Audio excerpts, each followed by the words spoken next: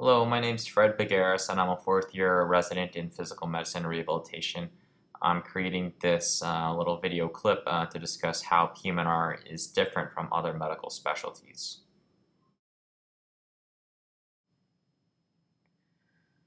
In school, our focus in learning material is primarily driven by pathology and disease, which is the center of the traditional medical model. In rehabilitation, our focus is primarily on how the disease or injury affects the patient's ability to move, communicate, take care of themselves, and interact with their environment. Looking at the H&P, in medical school, we learned that symptoms are clues that lead to diagnosis. In rehabilitation, these same symptoms, while they are clues, may persist well after the diagnosis has been made and are then issues that need to be addressed by the physician. So it does take a little bit of a different spin. And looking at objective data and treatment, we definitely love our data.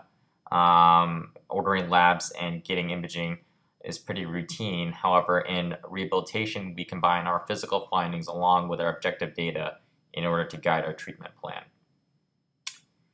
When a patient is admitted to the hospital, the medical short-term goals are to stabilize the patient, make a diagnosis, and initiate a treatment.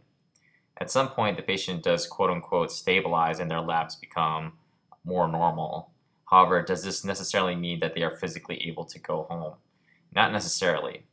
As a result, our discharge goal is to make an assessment on their current physical and functional status and determine where is the best place for the patient to continue the rehabilitation phase of their recovery. The best case scenario is that going home is a safe option for the patient.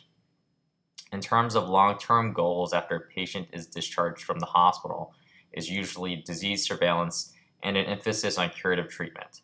This is a lot of what we learn in medical school. What happens, however, if there is no cure for the disease or injury? Long-term rehabilitation goals include preventing further disability, maximizing functional ability, and enabling the patient to have full autonomy of their care. A common method of teaching medicine is by compartmentalizing the body into systems or regions like the cardiovascular, the pulmonary, or the renal systems.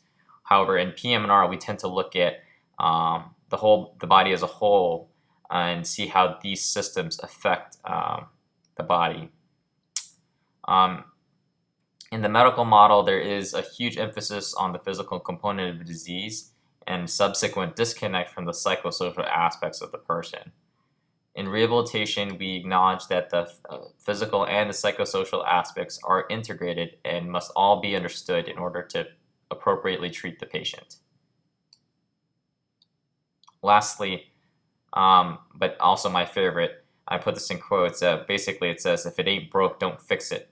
As physicians, we are trained to find pathology and we love to fix things. However, just because someone has a limp and bad knee arthritis does not necessarily mean that the patient needs surgery. It all depends on how it's affecting the patient. A 46-year-old avid runner who has occasional knee pain is different from a 76-year-old male who has pain with every step. Both patients could have the same exact findings on X-ray but are limited functionally in different ways. This is truly where you need to understand how their day-to-day function is being affected by their disease before initiating a treatment plan. After listening to this little video clip, I hope you have a better idea of how PM&R is different from the other medical specialties. I wanted to thank you for your time for listening, and I wanted to guide you towards my Facebook page, which is titled What is PM&R? Just enter What is PM&R into the search function of Facebook, and you should be able to find my group. Otherwise, you can message me through YouTube. Thanks again for your time. Bye.